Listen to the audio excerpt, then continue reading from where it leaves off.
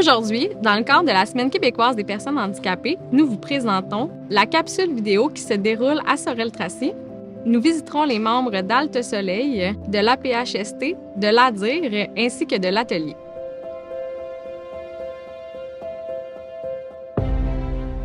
Je m'appelle Cynthia Blanchard, je travaille à la Maison Alte Soleil et je suis coordonnatrice. On donne du répit aux proches aidants, soit les frères ou les sœurs ou les parents avec un enfant avec une déficience intellectuelle ou un trouble du spectre de l'autisme.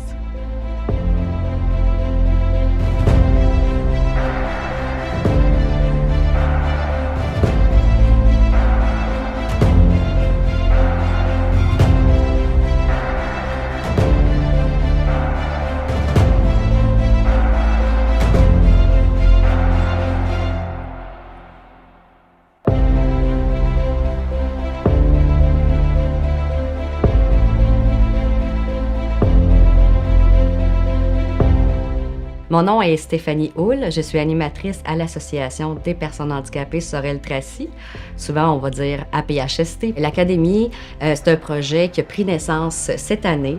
On fait un essai en fait parce que j'ai senti qu'il y avait un besoin de la part de certains membres d'apprendre à lire et à écrire ou à réviser des notions académiques. Et puis là, j'en ai parlé. Il y a des bénévoles ici à l'association qui se sont dit qu'ils seraient prêts à enseigner. Donc, on a jumelé 4 enseignants avec 4 élèves et ils viennent pour apprendre. Et il y a tellement une belle chimie, c'est beau à voir. Voir comment ils sont fiers d'apprendre, puis voir à quel point les bénévoles sont fiers d'enseigner quelque chose. Tu sais, c'est très valorisant. Donc, là, ça va se terminer bientôt pour l'été, mais on souhaite bien qu'à l'automne, on puisse recommencer parce qu'il y a une demande. Il y a vraiment... Ils ont aimé ça.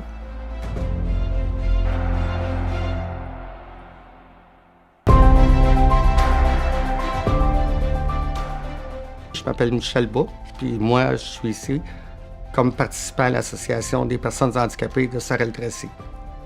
Ici, je viens faire du bénévolat, puis aider les gens qui ont des difficultés d'écriture ou à participer aux activités. Ça m'apporte beaucoup sur mon plan personnel, puis sur mon estime.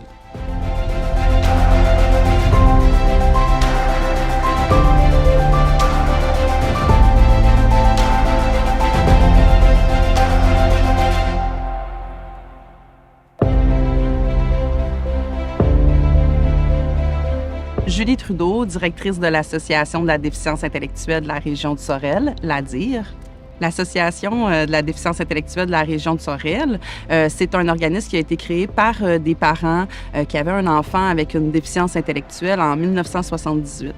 Donc, depuis ce temps-là, on offre différents services pour promouvoir leurs intérêts, défendre leurs droits et surtout qu'ils puissent s'épanouir dans leur vie.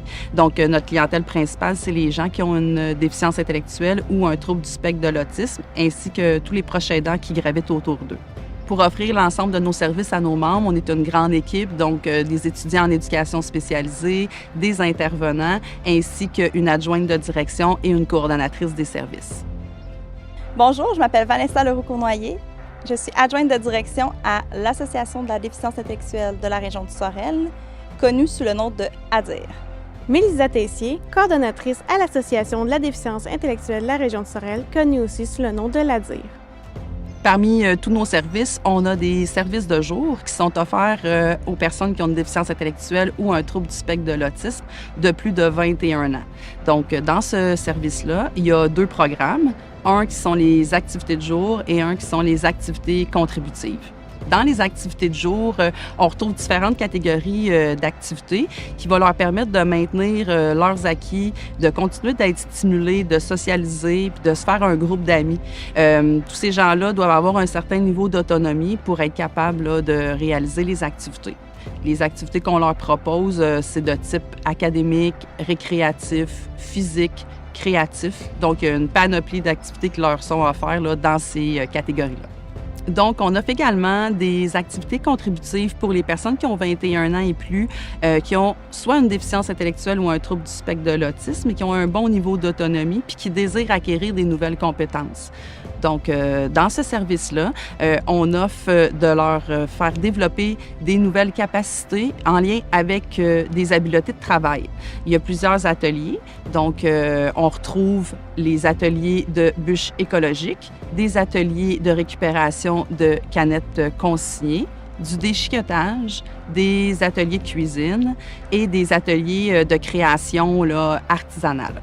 L'ADIR, c'est vraiment un milieu de vie, puis c'est également un milieu qui va aider leur famille pour faire que tous ces gens-là puissent avoir une vie agréable, stimulante et surtout être bien soutenus.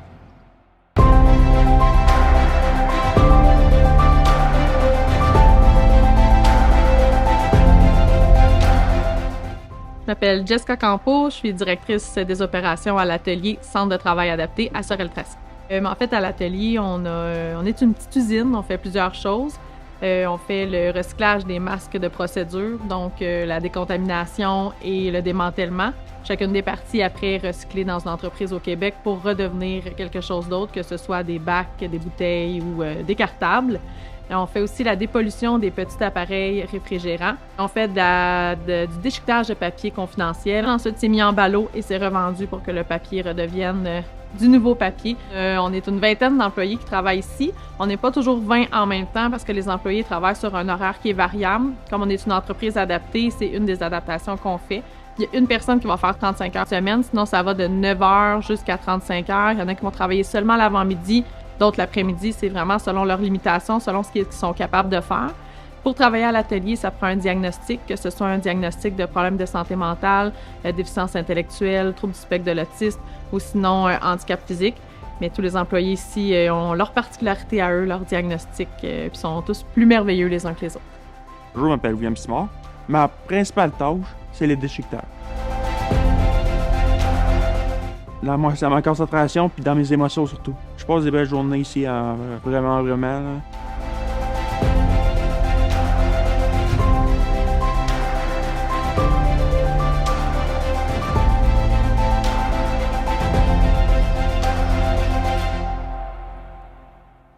Bien sûr, les personnes en situation de handicap peuvent également avoir un travail régulier comme l'ensemble de la population.